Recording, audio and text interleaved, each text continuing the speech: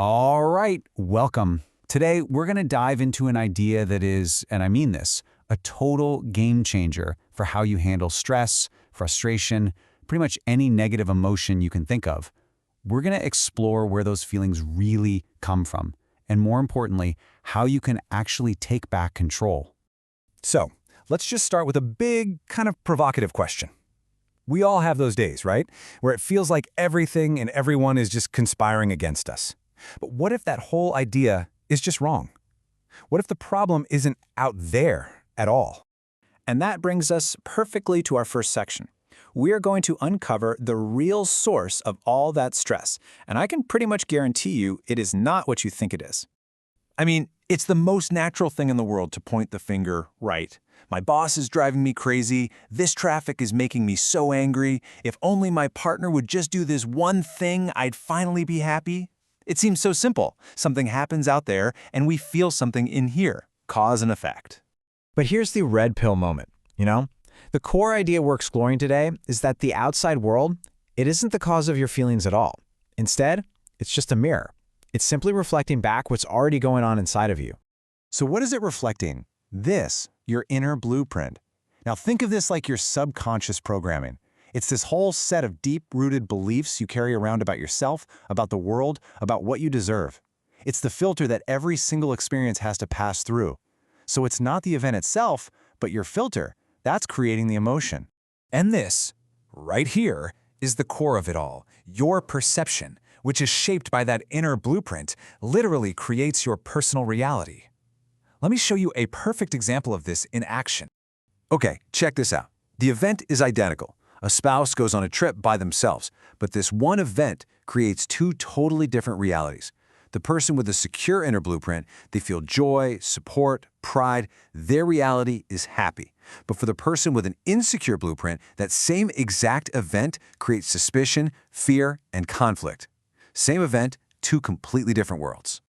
And that just proves it, doesn't it? It was never actually about the trip. It was always about the pre-existing beliefs, the blueprint that got triggered by the trip. The world was just the mirror. And this is maybe the most empowering thing you'll hear all day. If your inner blueprint is what's creating your reality, it means you are not a victim of your circumstances. You're not. You actually have the power. If you can change the belief, you can literally change your world. Okay, so you're probably asking, how? How do I start changing that blueprint? Well, let's dive into the first strategy. This is a deep, long-term practice for handling those really powerful emotional triggers when they pop up. We're going to use this beautiful metaphor. Treat a powerful negative emotion like a wounded child. Think about it. What's our normal instinct when we feel anger or jealousy or fear? We fight it, right? We try to shove it down. But you wouldn't scream at a scared, wounded child. You'd approach it with care, with gentle awareness. Because resisting an emotion, that just gives it more power. So the practice itself is incredibly simple, but that doesn't mean it's easy. First, just acknowledge the feeling is there. Stop the internal war. Just say, okay, anger is here. Second, just observe it. Get curious. Where is it in your body? What does it feel like? And third, this is the most important part, don't resist it. Just let it be there without judging yourself for feeling it.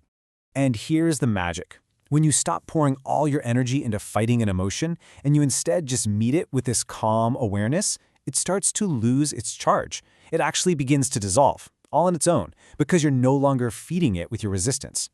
But look, that's a long-term practice. What about when you're in the heat of the moment, when you need immediate relief, like right now? Okay, let's move on to a practical tool you can use anytime, anywhere. All you need is 2 minutes. That's it. 2 minutes to shift your entire nervous system out of that fight-or-flight panic mode and into a state of calm and, well, surrender. Here's exactly how it works. You inhale normally, just a casual breath in. But the secret sauce is the exhale. You make your out-breath significantly longer, slower than your in-breath.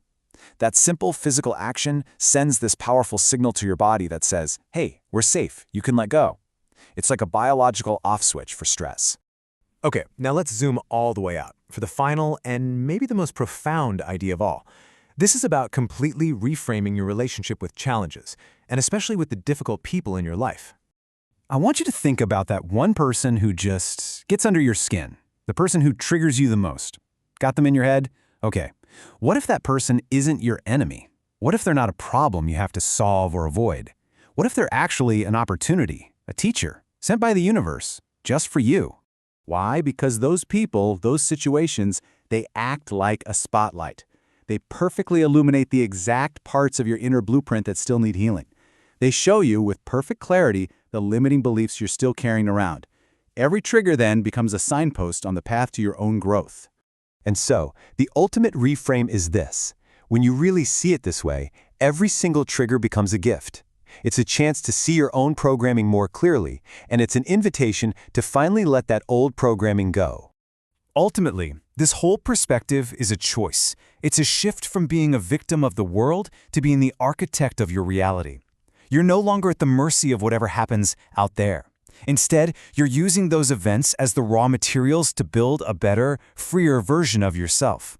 So, I'll leave you with this question to carry with you. The next time you feel that flash of anger, that wave of anxiety, before you blame the person or the situation, just pause and ask yourself, what is this moment trying to teach me about me?